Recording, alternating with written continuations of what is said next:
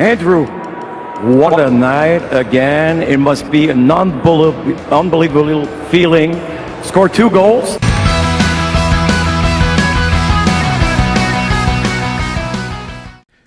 Salut tout le monde, j'espère que vous allez bien en mode Nono la voix aujourd'hui. Ou est-ce qu'on se prend pour un espèce d'insider un peu meilleur que sur un certain que vous connaissez peut-être à TVA Sport. Non, on n'en nommera pas le nom, certainement pas, hein, parce qu'on a de la classe. Parce qu'on a de la classe. Ouais, ok, c'est bon. Ouais, Nono la voix numéro 2. Aujourd'hui, je veux vous parler de la situation des sénateurs d'Ottawa. Parler de la situation des sénateurs. Ils ont gagné hier par la marque de 4-1 à Buffalo. Mais ça va pas bien pour les sénateurs depuis le début de la saison. 6-9-1, ok, on le sait, ils ont des blessés. Ils ont des blessés, puis ça va vraiment pas à la hauteur de ce qu'ils veulent. On parle de Zub, on parle de Chabot. Bref, ça va pas à la hauteur, surtout à la défensive de cette équipe-là présentement, qui joue pas son meilleur hockey. Ils sont présentement à 6-9-1. Ils sont probablement derniers dans l'association. Je vais pas regarder, mais dans l'association, ils doivent être pas mal loin d'être derniers. Et puis cette année, on le sait, c'était l'année de rédemption des sénateurs d'Ottawa. C'est l'année où est-ce qu'on pensait que le club allait s'installer pour de bon.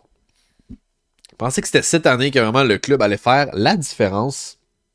Ce qui n'est pas encore le cas présentement. Ce qui n'est pas encore le cas, ils ont vraiment de la difficulté.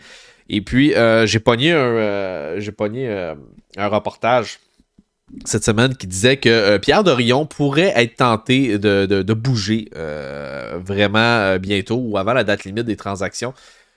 Surtout qu'il voudrait redonner un peu plus d'aplomb à son équipe. Il voudrait aller chercher un défenseur pour pouvoir pallier à la perte de l'un de ses meilleurs défenseurs. On a Thomas Chabot qui serait à l'écart minimum une semaine pour une commotion cérébrale. C'est pas grand chose, mais on le sait, hein, les commotions cérébrales, c'est des choses qui peuvent être là pendant beaucoup de temps, beaucoup plus que juste une semaine. Ça peut revenir. Par ailleurs, on le sait, là, Artem Zub est aussi blessé. Il y a aussi Schmidt. Donc, ça va pas très très bien de ce côté-là pour les sénateurs d'Ottawa. Fait que, ouais, d'autant plus qu'ils connaissent pas les gros succès qu'ils espéraient à la ligne bleue. Il a commencé à avoir des rumeurs qui commencent à circuler du côté des sénateurs d'Ottawa, comme quoi on serait prêt à peut-être se départir d'un centre. Et ce serait Shane Pinto. Pourquoi Shane Pinto? Parce que les sénateurs d'Ottawa sont tout simplement stack au centre, ok? J'ai pogné ça le 14 novembre 2022. Shane Pinto avec les Canadiens. L'excellent journaliste Martin Leclerc de Radio-Canada est en nombre. Il aurait dit que dans le fond, Pierre Dorion pourrait étranger Shane Pinto dans le but d'avoir de l'aide immédiate. Parce que comme je vous ai dit, ça va pas très très bien du côté des sénateurs d'Ottawa. Et puis, on parle de... il pourrait peut-être avoir une transaction avec le Canadien de Montréal, même si j'en doute énormément. J'en doute énormément parce que... on est dans la même division. Je verrais mal pourquoi on donnerait un jeune prospect centre à une équipe qui est dans la même division que nous. Là. Je verrais mal comment que ce trade-là pourrait avoir lieu. Mais bon, Martin Leclerc a quand même soulevé ça. Et puis, les noms qui auraient été évoqués, c'est surtout genre Yoel Edmondson ou David Savard.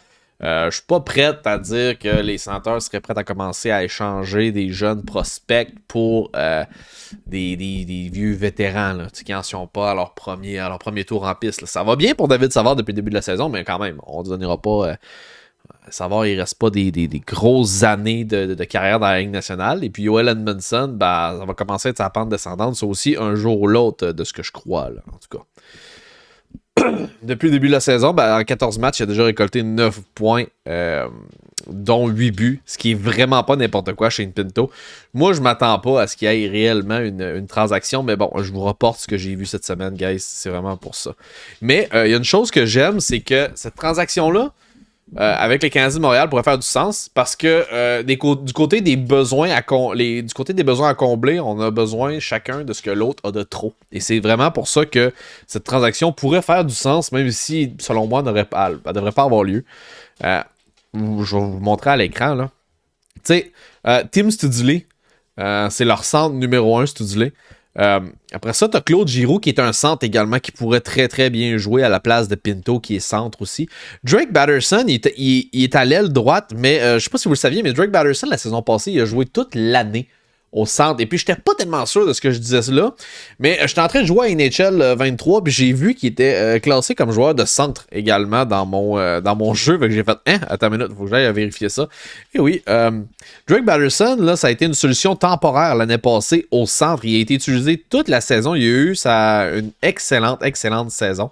Par contre, Drake Batterson, on le sait, je sais pas si c'est une bombe à retardement dans son cas, mais il y a encore des points d'interrogation avec ce qui s'est passé avec Canada Junior. On le sait pas. Je veux pas dire que ce sera pas long parce que mes chiens sont comme en train de se pogner. Hey, va là-bas. Mais ouais, c'est ça. Je sais pas si il est encore au centre de la controverse, mais bon, on va voir. Après ça, ce que je voulais absolument dire, ouais, c'est ça. Fait que là, on a 1, 2, 3. On a 3 gars qui peuvent jouer au centre, vraiment des 2 premiers trios sans problème. Ça s'est déjà fait avec Drake Batterson, comme je disais. Et puis 4 avec Shane Pinto. Derek Brassard joue très bien depuis le début de la saison. Et puis on a Kastelik. Donc, ils sont vraiment stack. Et puis, si je regarde, on va regarder juste pour le fun les personnes qui sont blessées. Il y a Josh Norris. J'oubliais. Le nom le moindre. Lui qui serait censé être au centre du premier trio. Josh Norris, ils ont Josh Norris également. C'est insane. C'est insane cette équipe-là, à quel point elle est stack au centre. C'est pour ça que Shane Pinto pourrait faire du sens dans une transaction. Comme nous autres, on s'est départis d'Alexander Romanov. Fait que oui, grosso modo, ça peut être un échange qui peut faire du sens parce qu'on vient combler les besoins des deux équipes. Et puis, comme c'est marqué ici, là, Josh Norris, Zub, Chabot, c'est quand même gros là, à pallier comme perte. Donc, ça pourrait arriver étant donné qu'on est un peu plus stack que la normale au centre. D'autant plus qu'on a du place on a un petit peu de marge sur le cap space. OK, 3.3, c'est pas énorme, mais il y en a quand même un petit peu. Et puis, on pourrait certainement endosser. On a de la place. On a de la place pour faire un petit move ici, ça c'est sûr et certain. Shane Pinto, comme j'avais dit, en 14 games, 8 buts, une aide, 9 points. Pas certain que ça va être si déplaçable que ça comme joueur. C'est tout un joueur de hockey.